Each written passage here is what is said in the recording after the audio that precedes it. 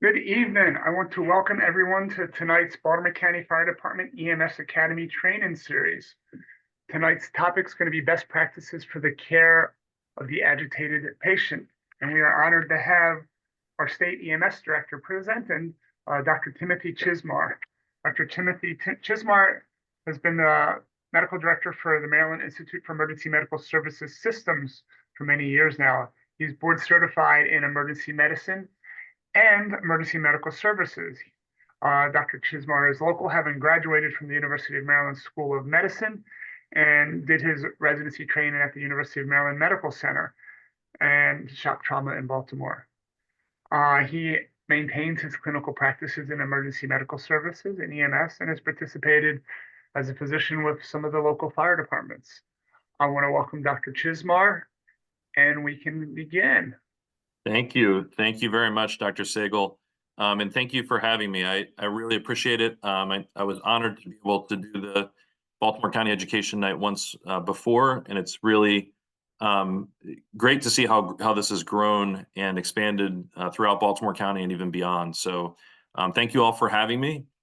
I will warn, I guess, just a couple people at the outset that there are a few videos that may be a little disturbing to some, nothing that's I think is R-rated or anything like that, but they're early on in the presentation and I'll have to switch windows just with the AV. So I wanted to just give that little caveat ahead of time that if you're in EMS, you're likely not too queasy, but if you are, I'll sort of key up when to avert your eyes. So nothing that's inappropriate, just maybe disturbing to some. So I want to make sure that I just let you know about that ahead of time. So thanks, Dr. Sagel, again. I'm really honored to talk to you about best practices for the care of the agitated patient. These are some of the highest risk patients that we deal with in EMS. And obviously, we wouldn't be talking about this if this were not a timely and relevant topic. So these are patients you're going to encounter potentially tonight or the next time you go out on the ambulance. And my overarching goal here is to review some of the lessons learned, realizing that we are still learning a great deal about how to best treat these patients. I work for the state. I don't have any disclosures. Just to start out with a few objectives, we're going to review the assessment of patients with acute agitation, discuss some best practices for safely and effectively treating them, and then really turn our attention to how we can promote collaboration particularly with our law enforcement colleagues or other allied health colleagues, to ensure maximal safety for our patients and clinicians, as well as bystanders. So one reason this topic is really top of mind is the Elijah McClain case that took place in Aurora, Colorado. And I'll play a small clip from the video, but just to set this up for you, for those that may not have seen this, Elijah McClain was a young man who was walking home. There was a call made for a suspicious person. The police responded and attempted to question Elijah, and things went downhill very, very quickly from there. He was placed in a chokehold or a carotid hold. EMS was contacted, and he was administered 500 milligrams of ketamine intramuscular. If you see him, he's definitely not a very robust build. Not a very heavy person. And there was an autopsy that was conducted, and the findings were undetermined. However, at a later time, those charges were reviewed again, and the paramedics, as well as at least one of the police officers, were charged with criminally negligent homicide, and the officer was imprisoned. So certainly, all around, not the outcome that we're looking for with any call. And that's really an understatement. So I'm going to play a small clip from the video just to set this up and to really emphasize why we're here tonight talking about these types of calls. So I'm going to switch here.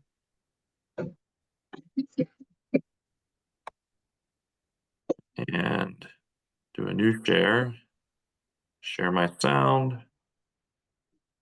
And hopefully I get this right, actually. All right. And do a full screen there. So I'm going to play you just a small clip from the actual call. and then we'll discuss a little bit more in detail what did not go so well and how we might prevent that as we go on in the presentation. Or a sweater, and then the mask. That's all I know. The unit. Okay. And the mask, was it black? Yeah, it was black. Okay. Okay. And he was walking around from the apartments that are like just north of that gas station, or do you know which apartments? Okay. Yeah, just north of that. Okay. That should be it for now. You may get another call back, you may not. I believe that we have him in custody now. I just want to know more details of what happened, of what caused you to call. I believe so, yeah. Oh, okay. I just wanted to hear from you if you saw anything else like criminal or anything like that he was doing. I was just curious. No, that's it. Okay. All right. Thank you for your time. All right. Thanks. Bye.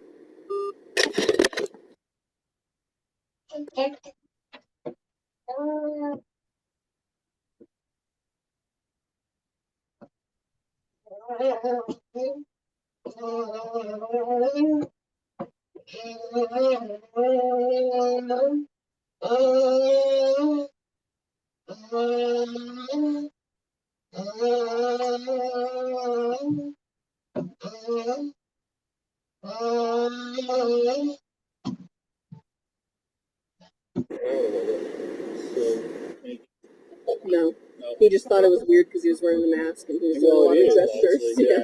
So Okay. that's all though. I need, yeah, she's like, I will. Okay. You go on 500. So you can hear the mask for 500 of ketamine right there. You see Elijah is on the ground. Everybody's surrounding him. Right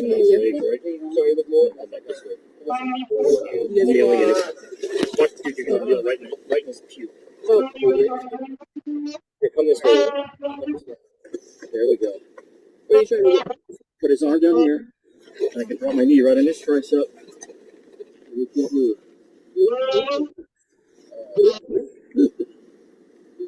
He can breathe. He can breathe. He can breathe. Okay. I just have his arm pinned behind his back. Don't move your feet. Nope, don't do that. So if you take his foot and angle it outwards, put pressure on his ankle. I don't think this is on you so much. He almost did a pusher with all three of us on his back.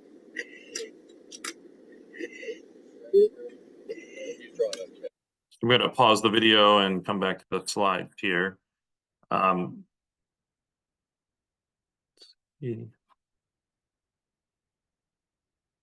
Apologize. Come back to the slides.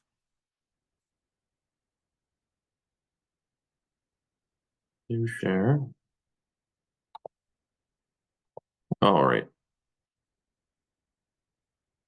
So in that video, I just want to highlight just a few seconds of the video that we were watching.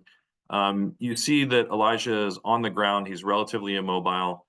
You hear the paramedics call for ketamine.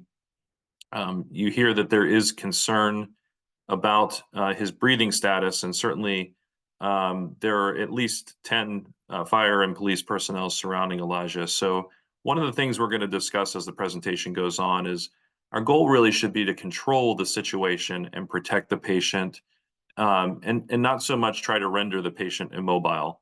If our patient is moving their leg or moving their hand, that really doesn't present a problem for us. And I think that this is one of the prime places where we sort of get hung up along with police, is trying to say that in order to have control of the situation, that the patient needs to be completely immobile.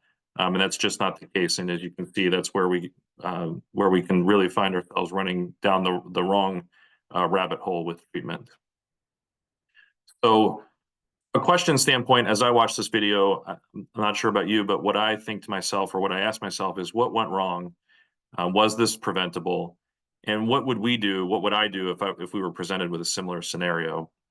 So as we go on in the presentation, I'm going to give you some best practices to try to help manage these scenarios and get the patient to treatment successfully. So lest you think this is just a Colorado problem, we certainly have our own local news story from this actual news article was from earlier this year, but the case was from last year, which a Baltimore man named Trey Ellinger, who was previously in a drug rehabilitation facility, was living on the streets, unfortunately passed away after being sedated and restrained by medics. And as you can see, this was actually right out in front of Camden Yards. What's described is that Maryland Transit Authority officers, Baltimore police, arrive in the 200 block of South Howard Street, which is right near Camden Yards, where there's a man lying in the middle of the street trying to kill himself and fighting people. An initial review of the body-worn camera footage, we're going to see Baltimore police arrive as well as EMS arrive on scene. The officers physically restrain him, put him in handcuffs, and emergency medical personnel administer a sedative, midazolam in this case, not ketamine. And then what you'll see through the video is that the person, although he starts off, the patient, as he starts off on his side, ends up in the prone position as he's being placed inside of the ambulance.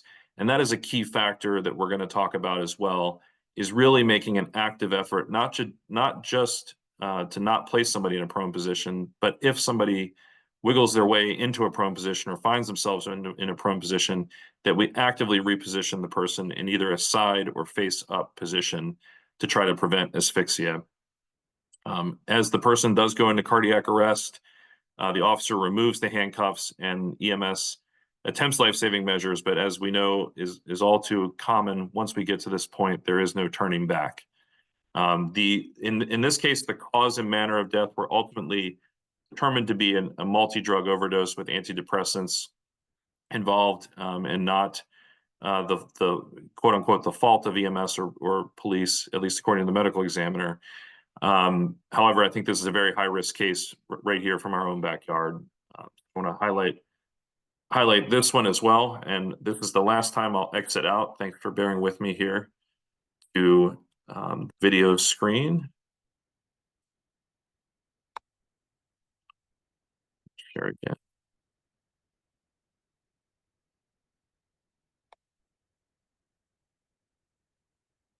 Right.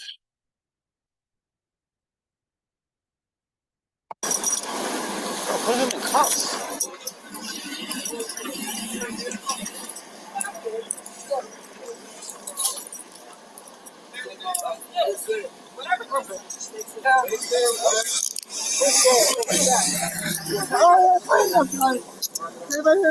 Hey, relax. Relax. Calm down, bro. Calm down. Yeah, it's real. I feel like, man, I forgot how to do it. No, it takes a to those when she knows. Hey, what's your name? Trey Ellinger, right? Alright, listen, we gotta put your arms behind your back, But I'm the house. alright? Give us the arm. I don't want your arm. Give us the arm. The peanut thing. Come on, calm down. Calm down. Just give us the arm. Come on, it's okay. It's okay. You're fine. You're fine. Thank you. Thank you. Thank you. Thank you, sir. Thank you. You're okay. You're good. You're good. Thank you. Thank you, sir. Just gonna hold him right here. Hold him right here. All right. Let's just put him in recovery. Turn over. Put him in recovery. Turn over. Turn over. Come on. One, turn your head. Hey, what's wrong with you? He said hold him so they can give him the lead. We don't want. Yeah, I got you. We just don't want him face down. Okay. Stop trying to move. Stop trying to move. Hey, calm down. Calm down. Calm down, bro. Calm down. You're good. You're all right. You're all right. Okay. You're all right. Yeah, calm down. Did you take something? You're good, man. Calm down. All right. Can we put your shoe back on for you? No, that's close. You want to leave it off? It's going up. Boss man, calm down. Calm down. Calm down. Calm down. Calm down. Calm down. Take a deep breath. Take a deep breath. Calm down. Calm down. Take a deep breath. Calm down, man. Hey, stop. Stop.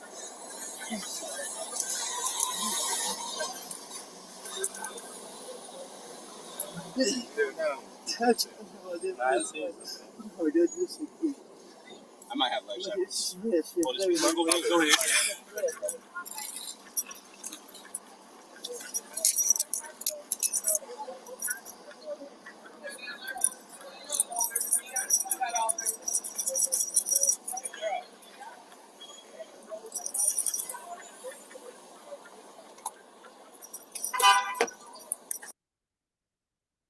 All right, I'll switch back to the PowerPoint. Now that I've made everybody nauseous, I'll stop switching back and forth between screens there. So what we see in this video, just to recap, is a man who's lying in the street, acting erratically. The medics, just out of view of this video clip, do come in and administer midazolam intramuscular. And you can hear throughout the video that several people are saying, we want him face up, we want him face up, that we want him in the recovery position. And so in a lot of cases, we are able to know what the right answer is and sometimes just not translate that entirely into our down to our hands or into action. So again, this is going to sound like we're being overly critical of the crew. These are very, very difficult calls, very high pressure calls. But I wanted to just illustrate the nature of the problem at the outset, nationally and here in our own backyard as well. So some of the clips from the follow-up news article, the patient was transported to the hospital. Unfortunately, he died. In the opinion of the public, as well as his mom, they, of course, will attribute this to the sedative, to sedation and restraint. And despite repeated comments from police and medics at the scene acknowledging the dangers of lying down and being in a prone position, the responders did not manage. I know that it was not the entire video clip that you saw there, did not manage to get him face up when he got into the prone position. And as you can see, the mom believes that EMS delivered the fatal shot. Fatal, of course, medication shot is what she's referring to there. So these are the kinds of situations we'd like to avoid. Just to take a zoom out, we've looked at 2 cases already, but what does the landscape look like over the past decade? Over the past decade, there's been about 1,000 deaths that were identified in this study by the Associated Press during police custody. And of those 1,000 deaths, at least 94 of those people, so around 10%, passed away after they're given sedatives and had restraint as well.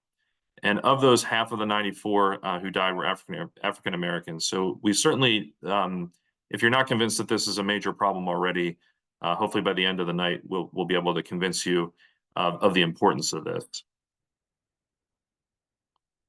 So what I really think both of these cases, as well as the national landscape, really cause us to do is take a call to action.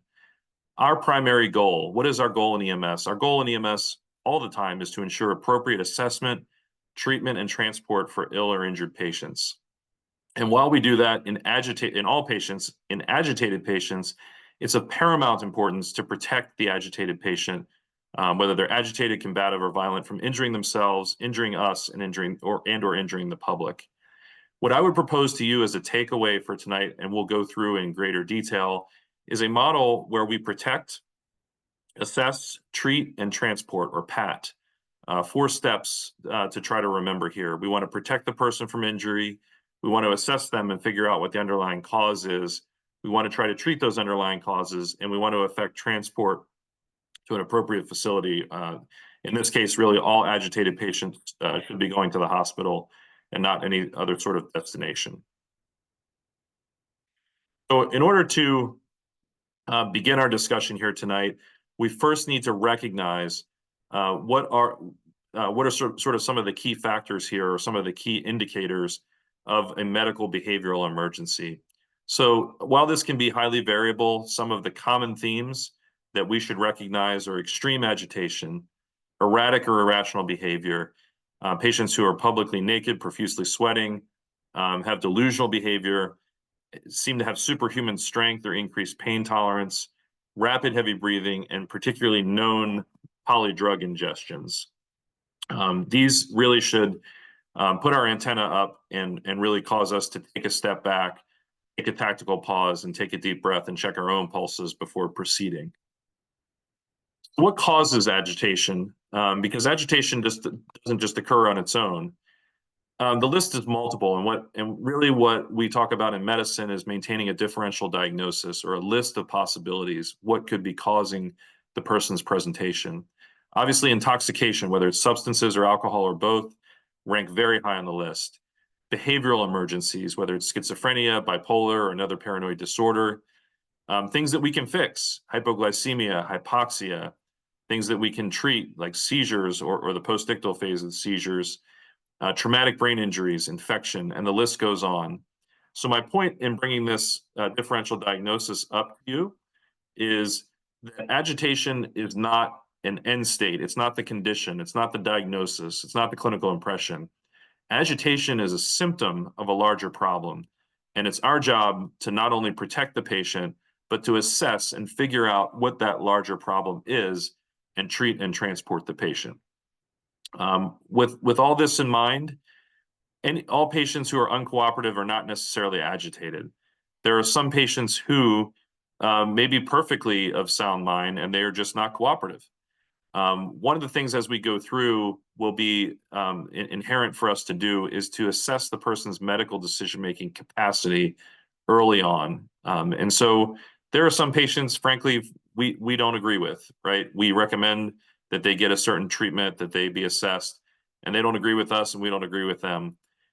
Just because they're uncooperative doesn't necessarily make them agitated. But if the person does have capacity, they maintain some autonomy and ability to make their own medical decisions. Before we get into the meat of agitation, I wanted to just draw your attention to how we assess capacity. So capacity, it's very important to understand, is different than competence. Competence or competency is determined by the courts, but we assess medical decision-making capacity. And it's more than just being oriented. Being oriented to person, place, time, and situation is part of it, but that's not the whole deal. Not only do we need to be oriented, we also need, frankly, to understand number 4. We need to understand the nature of our illness and the potential for a bad outcome.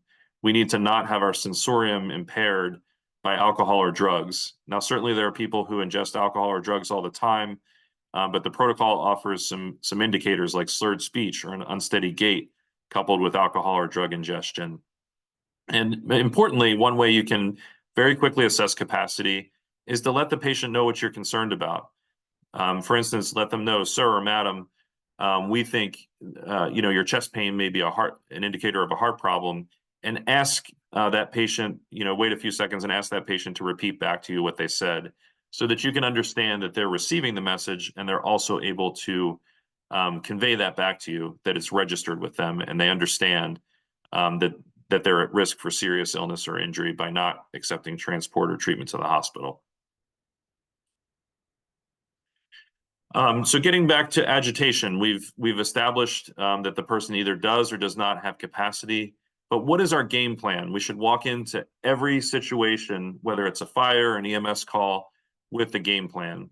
So our 4-step game plan for agitated patients, first step is to ensure our safety and the safety of those on scene. Our second step is to protect the patient to the point where we can assess the patient and the situation. Our next step really ought to be something that we've not focused on traditionally in curricula, which is de-escalation and non-pharmacologic techniques, particularly for the mild or moderately agitated patient. However, the last step for those who do not respond to verbal or non-pharmacologic de-escalation is to appropriately manage or protect the severely agitated patient and allow us to assess and treat any of the underlying causes. So we'll go into each step in a little bit more detail as we march through. So our first step really is to protect. Remember PAT, protect, assess, treat, and transport. So our first step is to protect. And part of protecting or ensuring our safety and the safety of others is make sure that we have our request for additional resources early on, whether that's law enforcement or supervisor or both, to assess and try to mitigate any immediate hazards. If this is out in the street, traffic, or if there are weapons involved or crowds, particularly important to try to mitigate those as much as we can ahead of time. Always have an exit strategy, know where your points of egress are, and do not let the patient get between you and the exit. If you're able to, if you're by yourself early on and you don't have your team assembled yet, use the principles of distance and cover, putting distance between you and the patient at least 2 arm lengths away if the patient is agitated but not combative, and even further if they are combative. So use distance and cover to protect you until the team is there to help you. And I know all of us in EMS have pressed that nifty little emergency button accidentally, but this is really what you want your radio for, is to have that emergency button at the ready so that if you do get into trouble, you can communicate that timely to the dispatch center and they can get you additional resources or additional help. As part of protecting, again, we're still on step 1, we should be looking for signs of agitation. Sometimes it's very clear, like the gentleman we see in this picture. Sometimes it's a little more subtle. One key thing you can take a look at is look at the person's hands. Certainly clenched fists or hands that are very stiff and firm. You want to be really concerned that this patient's developing agitation. Loud or aggressive speech, tense posturing, or they're restless. They're frequently changing position. They're pacing around. These are indicators early on that we might be dealing likely with an agitated patient, and we need to be sure of our game plan. Beyond protection, so our first step is protection. Our next step is assessment, to assess the patient. As we said before, agitation is not the ending. It's not the condition.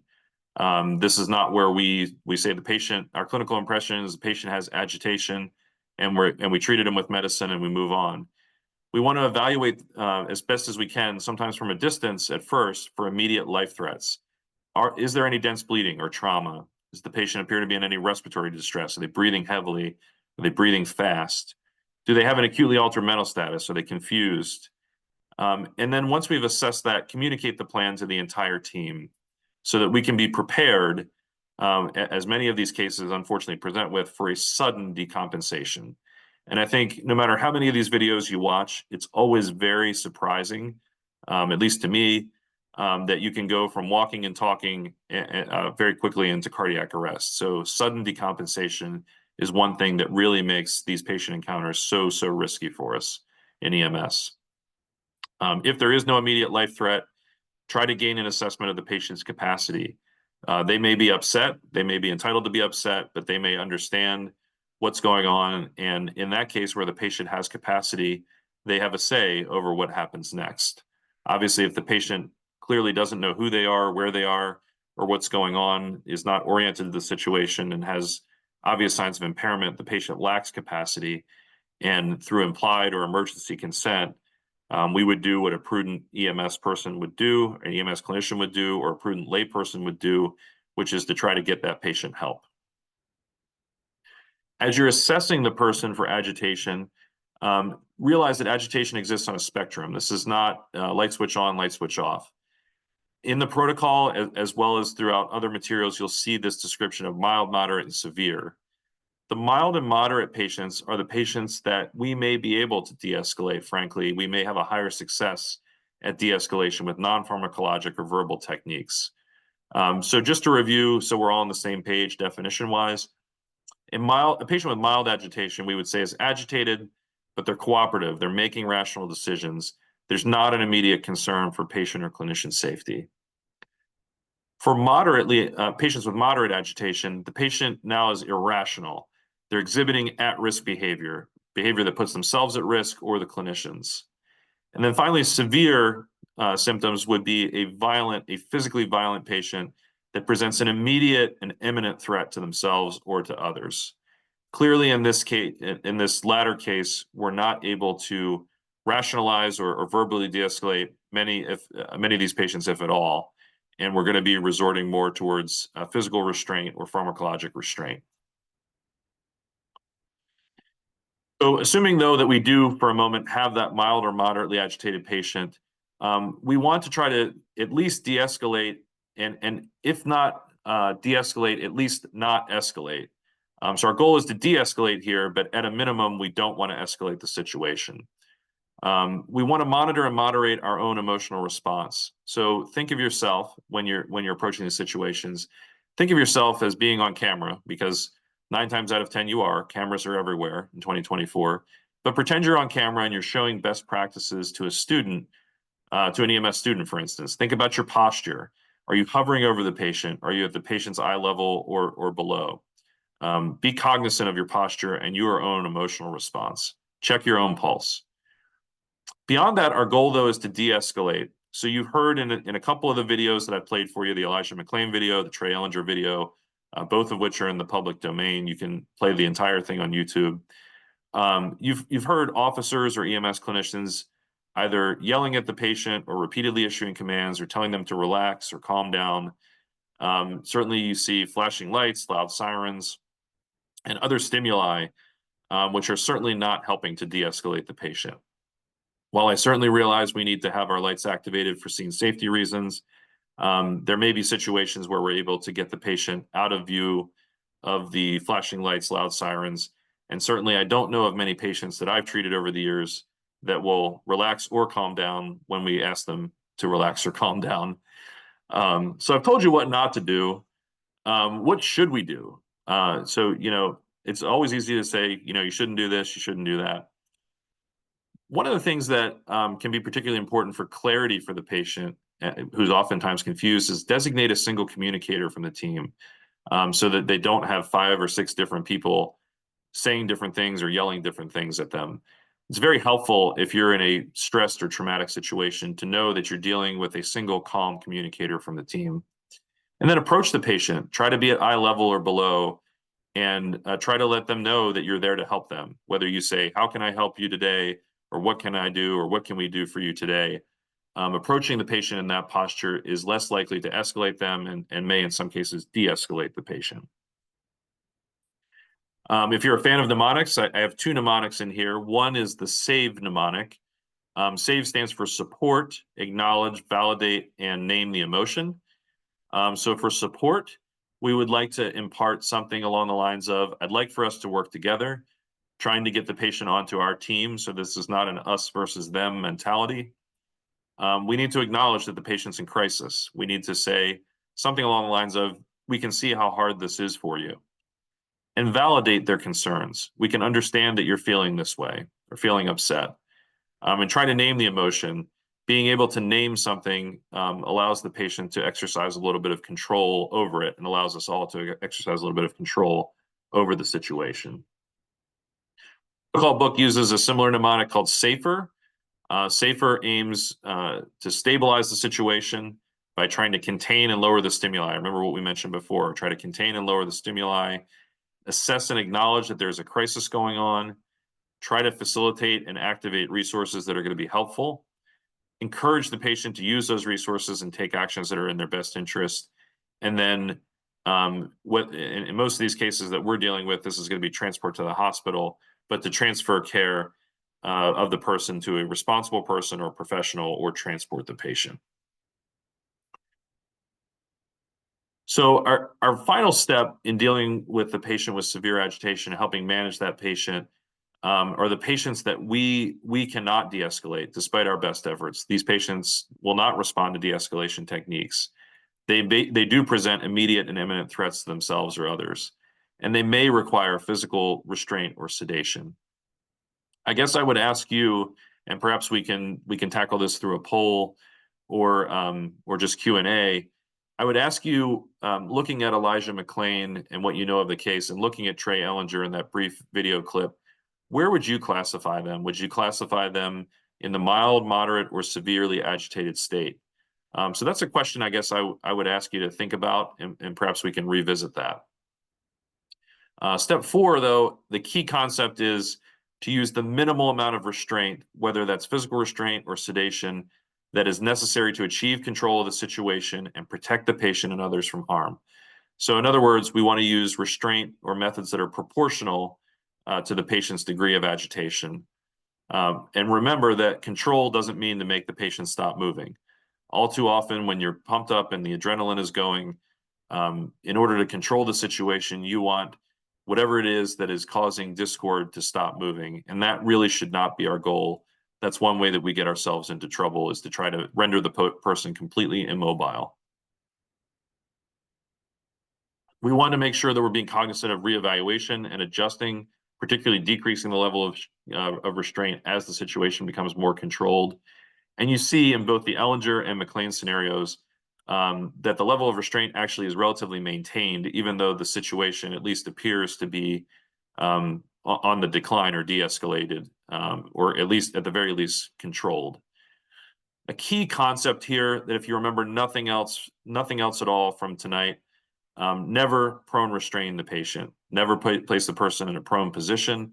And if you find somebody in a prone position, actively move to get that person into either a side or recovery position or face up.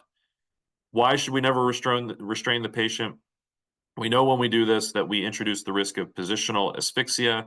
That's fancy talk for having the patient on their belly and their diaphragm and lungs not being able to expand.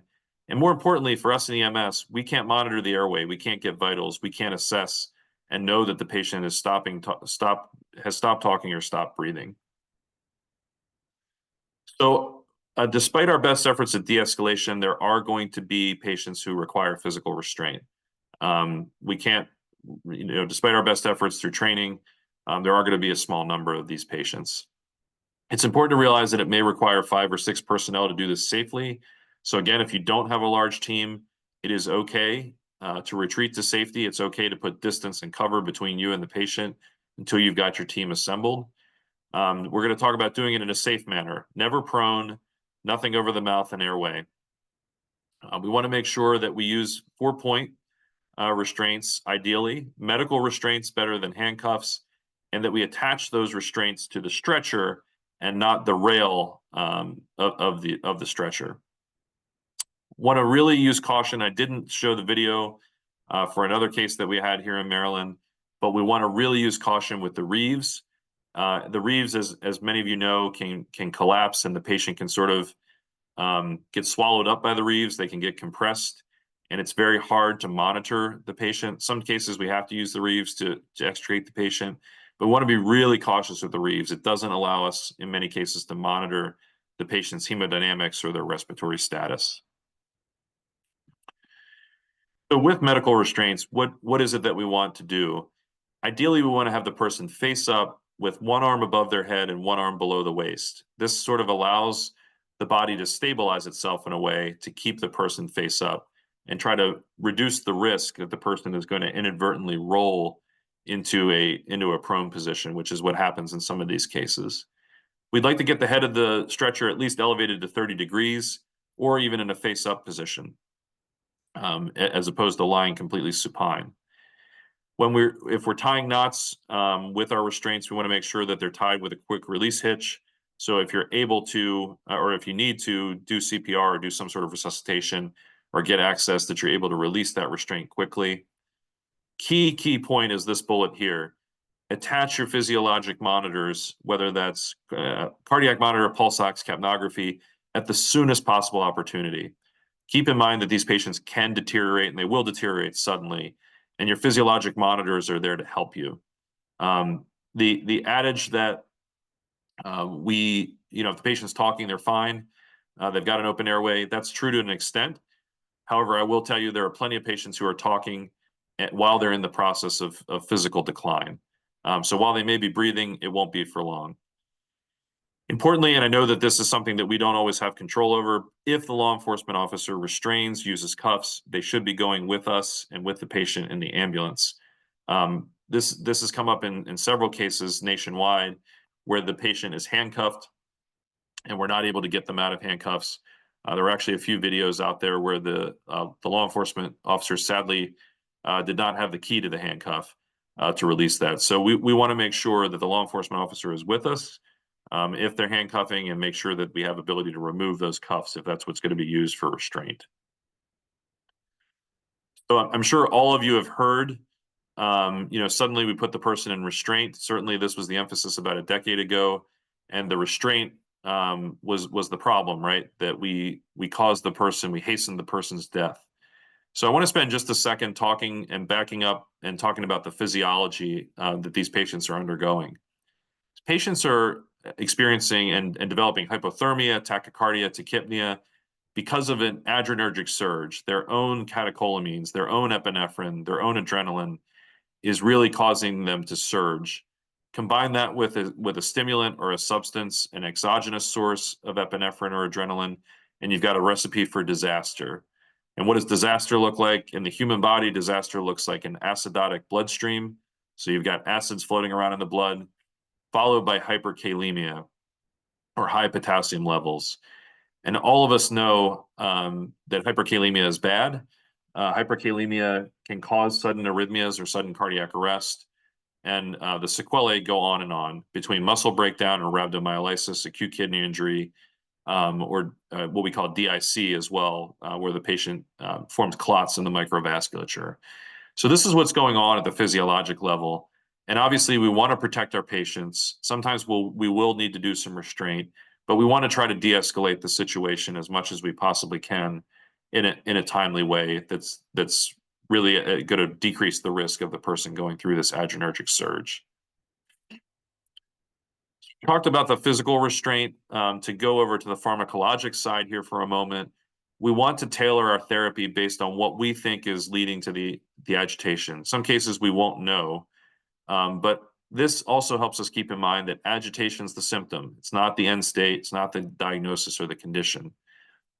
Importantly, our decision on sedation is a medical decision. You're all EMS clinicians or healthcare personnel, healthcare professionals. This is a medical decision. It should never be done at the request of a law enforcement officer or the public, or family members for that matter. And remember that if we have to give sedation, it always requires physiologic monitoring, and it always requires transport to a hospital, not to incarceration or any other destination. So some of the specific agents, particularly for the moderately agitated patient, midazolam is a good option if you don't know what's going on. If you don't know what's going on or the patient's intoxicated, you suspect a head injury, midazolam, while it does take a little longer than ketamine to work, is generally the preferred agent. One thing we see through QA and QI reporting is that many people just sort of forget to half the dose for patients who are older, 69 years of age or older. This can lead to a more profound sedation in the elderly population. So keep that in mind as well for both midazolam and ketamine if you need to use those. For cases where we're a little bit more sure or we suspect that there is a medically induced delirium, like one from infection or pre-existing psychiatric illness or behavioral health illness, antipsychotic called droperidol is a better initial choice. Importantly, with these patients, although this has been through medical lore, common practice, we don't want to mix Benadryl in, which is an anticholinergic, which can make the problem that the patient is experiencing even worse. There are some cases where the patient may develop a dystonic reaction and we need to treat with Benadryl, but we don't want to be in the routine practice of giving the person a B52 or a Benadryl cocktail. Again, because Benadryl is an anticholinergic, and in many cases, the person will already be in an anticholinergic state from other drugs that they've ingested, so we can make that problem worse. Shifting gears from moderate to severe agitation. Severe agitation, again, your litmus test ought to be immediate and imminent harm. Immediate and imminent harm. Midazolam is still a reasonable choice. We actually stumped very hard, though, to keep ketamine in the medical protocols. Many of you are familiar with the Colorado case. There was really a retreat from ketamine. The ketamine itself was the problem, that it was all the drugs problem. There is a patient population where ketamine is the most effective agent. We've kept it in the Maryland medical protocols at 4 milligrams per kilogram IM with a max single dose of 400. That's probably going to be our best bet versus risking establishing an IV and risking sticking us or causing injury to the patient. Consultation is not required if there's immediate and imminent harm. However, if it's anything less than immediate and imminent harm, we should be getting consultation online. And we should try to avoid this in elderly patients if possible due to the risk of oversedation. So this is what it looks like in the protocol here. You'll notice that right after severe agitation, right after we talk about midazolam and ketamine, we want you to pay close attention to performing the following interventions, which include monitoring, cardiac monitoring, 12-lead ECG, checking the blood glucose, initiating cooling measures and IV fluids, and not just sedating the patient and then sort of standing there watching them to see what they're going to do next. We want to actively try to get that person on our monitors. So what should we be doing with every post-sedation patient that every person we administer sedation to? We should aim at the earliest opportunity to get vital signs and a full ALS assessment, get them on the monitors, have our airway equipment ready, be ready for the person to deteriorate. That means suction and ability to provide an invasive airway, whether it's supraglottic or an endotracheal tube. Make sure there's a second clinician, ideally a second ALS clinician, but at least a second clinician in the patient compartment. And then aim to assess and treat for the things that may have led to the agitation, whether it's hyperthermia, hypoglycemia, hypoxia, or some sort of injury, whether it's traumatic injury or a head injury. I want to pause there. I know, Ashley, we've got some chat activity. I can just see the bubble on the board there. This is sort of a branch point where I'm going to go into more of the collaboration with law enforcement, but I think it's probably good if we pause and see if there are any questions that we can answer so far.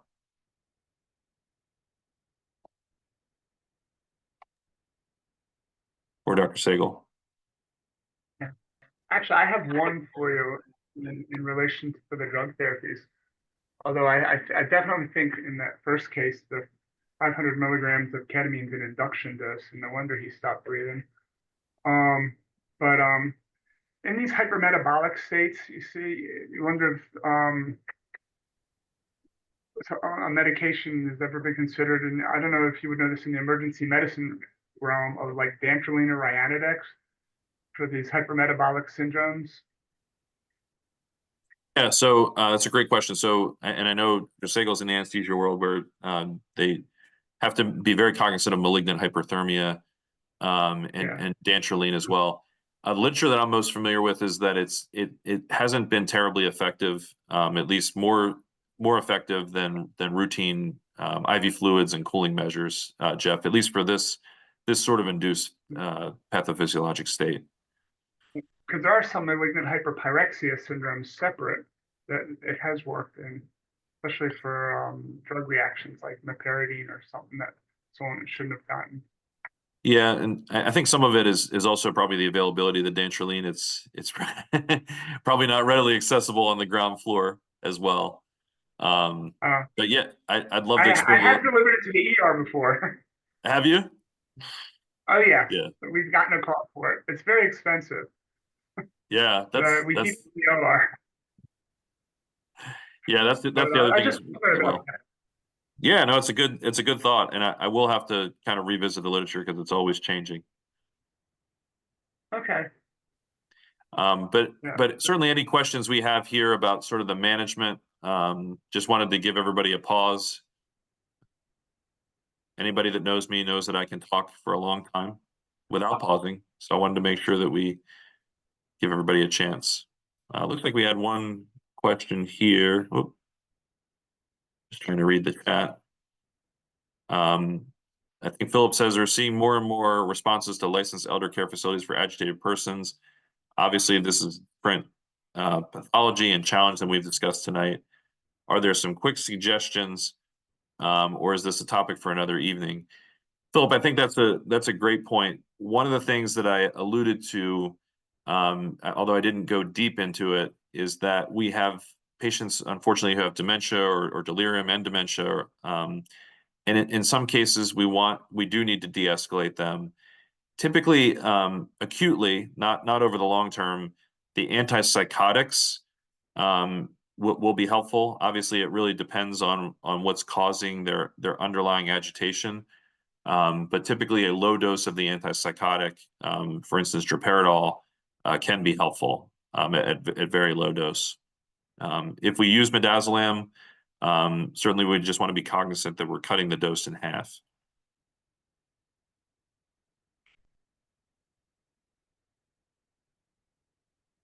All right. Well, I will proceed onward, Dr. Sagel. If you see anything else in the chat, though, please stop me and let me know, or Ashley. The next sort of section that I wanted to visit is the management of the agitated patient is really a collaborative effort. It's a collaborative effort with our law enforcement colleagues, and we should look at it that way. With law enforcement, with social work, with mobile crisis, with all of our community resources. Some of the concepts, I'm not going to go through all 15 principles. But some of the concepts that the Police Executive Research Forum, which is a nationally based forum, developed, I think are really relevant to start our conversation on how we collaborate with law enforcement. I'm going to cover some of that, some of the principles that they highlight in their report. It is available online, and I'll make sure that Ashley and Dr. Sagal have a copy of my slides. There's a link to this report if you're interested in doing further reading. One of the first principles they emphasize is planning and training. So this ought to be something that police, fire, EMS, and dispatch should be pre-planning. We should be pre-planning for on-scene coordination and collaboration, and we should be dedicating ourselves to engaging in scenario-based joint training. We do this with a variety of other things. We do this with active shooter exercises. Certainly this is no exception. These are high-risk, high-octane calls, and we should be committing ourselves to joint training in advance of one of these events happening. Once we get on scene, though, on-scene coordination needs to consist of talking among the entire team. So whether it's police on scene first or EMS on scene first, the other party needs to be briefed, have a chance to evaluate the situation and to determine next steps. Patient care responsibilities ultimately should be transferred to EMS as soon as it's safe to do so. And this report's written a little bit from a law enforcement perspective. The officers should be listening and acting if their EMS partners indicate the situation is unsafe. This is something that we in Maryland have started to do. We've started to open that conversation with law enforcement partners. And I think inherent in all of this is having police understand what EMS's expectations of them are and vice versa. I think that we expect generally the police to keep us safe, and I think the police generally expect us to assume care of the patient at some point and begin treatment and really look for guidance on what those next steps are. Where we tend to get into trouble on scenes is when we as clinicians or the police we as clinicians start telling the police what we think they should do. So an example of that would be, Officer so-and-so, we think you should EP this patient or emergency petition this patient. And vice versa, when officers start telling us what they think we should do, like, Officer so-and-so says we should give X amount of ketamine or X amount of medication. We need to ensure that as we train and practice and coordinate on scene, that we both understand what our expectations are of the other party. We hit on this a little bit earlier in the sense of having a person communicate with the patient, but equally as important, just as we would in a cardiac arrest, is to try to designate early on a supervisor or a leader, somebody who's going to take charge of the situation and add a stabilizing effect. As those of us know in the fire side, we establish incident command rather liberally. We establish ICS for dumpster fires, literal dumpster fires in some cases, for the purposes of practicing ICS and incident command. We should treat medical incidents the same way. Have a team captain, ensure that the team captain can coordinate communications between EMS and the police. Have that team captain assign a person to look out for the patient. We should all be looking out for the patient, but in reality, we all begin to have different priorities as the situation evolves. But there should be a patient safety officer, just like there is a fireside safety officer, that is looking out for the safety of the patient, who's reminding us to turn the patient, reposition the patient, make sure that they're reminding us to get the monitors on. And the supervisor should not be afraid and should have the license to be able to step in during escalation, whether it's prone restraint or yelling and raising of voices, in an attempt to de-escalate the other team members. To put this another way, somebody needs to take charge. Somebody needs to have the football overall and be looking at the big picture here. So I mentioned a patient safety officer.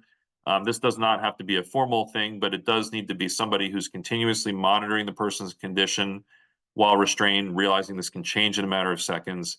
We need to have this person looking for consciousness and breathing, and realize, as we said before, the patient may still speak while they're physically deteriorating. Inherent in this collaboration with law enforcement, we need to be clear with each other about the need to restrain and evaluate that need to restrain. And by restrain, I'm saying physical restraint here. That if there's not an immediate risk of harm, there's not a flight risk. Restraint may not be necessary. And if you look at the two videos that we saw, in some cases, maybe early on, somebody could make an argument, but as time evolves, there becomes very little risk of harm when we have a team of 10 and a single person on the ground. We need to be able to collaborate, have police collaborate with EMS on scene to ensure that we don't end up in a prone position, that we maintain in a side or face up or seated position if we do need to restrain. And our goal is control of the situation, but that does not mean complete immobilization of the patient. We don't want to increase our use of restraints until the patient stops moving. Essentially, we just want to protect the person from harming themselves or harming anybody else. And honestly, I would say maybe not early on, but as that situation evolves with both of the patients, neither one of these patients really has any measurable capability to strike or harm anybody else around them or harm themselves. We need to commit ourselves to continuous quality improvement, or QA and QI, to keep our emotions in check and to commit to learning from every incident, including those that are near misses. So we can learn something from every situation. QA, QI gets a bad name, but we want to make sure that we continue to learn from these situations, continue to refine our training, our protocols, and our local policies. And this includes doing medication reviews like ketamine review, which local medical directors do on a routine basis to make sure that we're using the drug appropriately and dosing appropriately. So to briefly summarize overall, our goals and objectives with the agitated patient are to ensure safety for all. That's the patient, us as responders, and the public. Keeping in mind that agitation is not the end state, we want to assess the patient and their situation, attempt to de-escalate or at least avoid escalation, and particularly with those patients who are severely agitated, monitor them as soon as possible after sedation. So I know we've reiterated this a couple of times to help it sink in, though. Remember, we want to protect the patient as well as ourselves and the public. Assess the patient, looking for the underlying cause, treat the underlying cause if we're able to do so, and in all cases, transport, in a timely way once we've got the first three things accomplished. Our collaboration, cannot emphasize this enough, our collaboration with law enforcement is critical to ensure the safety of all. So to that end, we should be committing ourselves, particularly at the leadership levels, to planning, to training, and to doing on-scene coordination. And then lastly, remember that you're always on camera from the minute you walk out of your house, sometimes even when you're within your own house, that you're always on camera. You always want to be thinking about how you can protect, assess, and treat the patient when you're out there in public. So Dr. Sagel and Ashley and audience members, I see our attendance has grown to 80 participants, which is really super impressive. Thank you for giving me your time on a Thursday night, and I'm certainly happy to have any discussion or questions that you guys may have. I want to thank you for being here. This is such a pertinent topic. I was on a call for this a couple weeks ago one evening for an agitated patient, and the county police were there. And I will say they did an amazing job. They spent over an hour talking this person down, and then everything just resolved peacefully and without any issues.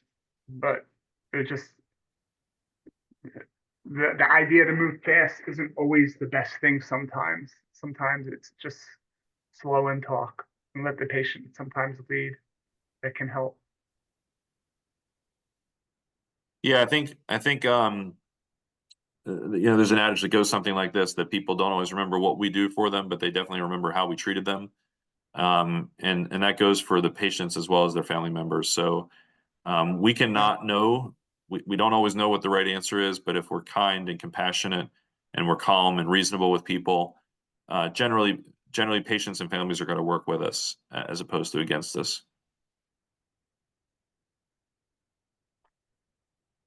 And nobody wants to be that person on the television. I promise I don't bite. I won't bite you through the screen here. I've known him for a while. He's actually very kind.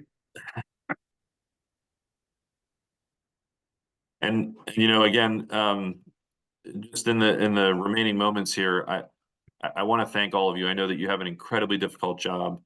And I'm not just saying that to give it lip service. You have an incredibly difficult job, that the work that you do out in the field in an unprotected environment, and sometimes the critical eye that the public may cast on you, as you saw in some of these news articles, it is very seldom warranted. There are certainly cases where things go awry, but you really ought to be proud of the work that you do.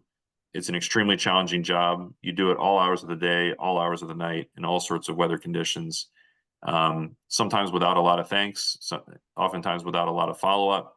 So you really ought to be commended for the work you do and for taking time out of your evening to try to continue your learning as well. I'll remind everybody, if you look into the chat, you will see a link. Fill it out completely. That will allow you to apply for MIEMSS CEUs if that's what you would like.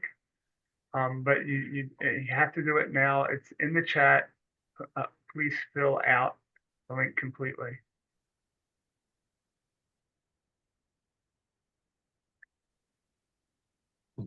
It's great to see so many familiar names there in the chat as well. What I let Ashley and Dr. Sagel know is that I did not put my email address on the slides. If you can't find it on your nearest bathroom stall, we will certainly provide that for you as part of that. And it is, of course, very easily accessed on the MIEMSS website. I certainly invite questions. That's right. If you don't want to speak up tonight, I certainly understand. It's totally fine. But I certainly invite any questions you have by email. It's just tchizmar@miemss.org. The MIEMSS, you're well documented for being reached on the MIEMSS website. That's right. That's right.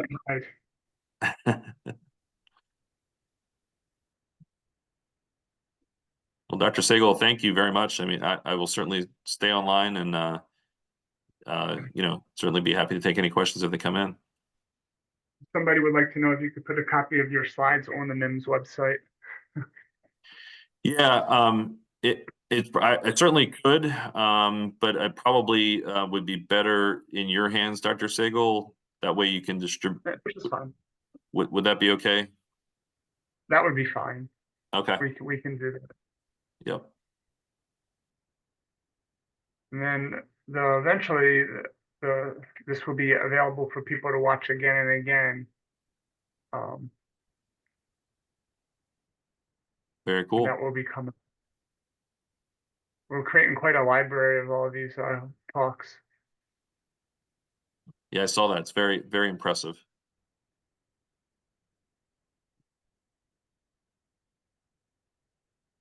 All right. Well, I thank everyone for coming this evening. I thank Dr. Chizmar for his presentation. Very informative, very pertinent. It's incredibly pertinent. And we will send out the mass email as you all get known for the next lecture.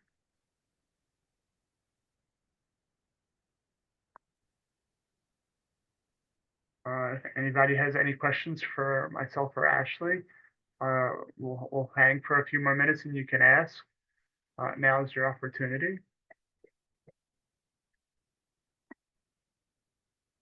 And Ashley, I'll email you and Dr. Sagel the slides as soon as we conclude here as well, so you'll have them tonight. Awesome, thank you. Absolutely. Thunder and silence. Thank you so much, everybody. Good night. Thank you for coming. And I know a few people said that they were having issues with CEU, so I put my email in the chat just in case you want to email me so that I can take a look.